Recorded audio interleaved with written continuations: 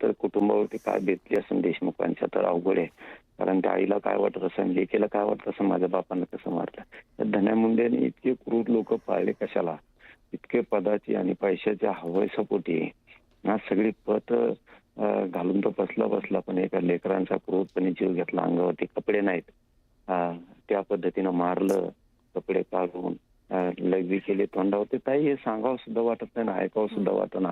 इतकं बेकार काम झालं. त्याला जर लाज असेल ना काय. आता मी आतापर्यंत 2.5-3 महिन्यात कधी काही शब्द बोललो नाही राजीनाम्याबद्दल त्या धन्या मुंड्याच्या.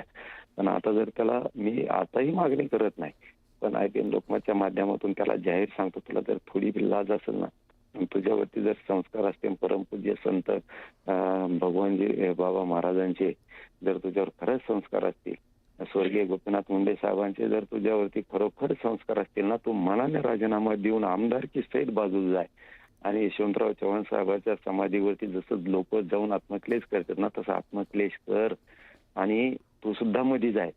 थांबू नको. काही उपयोग नाही असल्या वागण्यात आणि असल्या जगण्यात. एखाद्याच्या लेकराची एवढी हाय हाय घ्यायची, काही साधी एक क्रूर हत्या नाही, कसं शोभतं.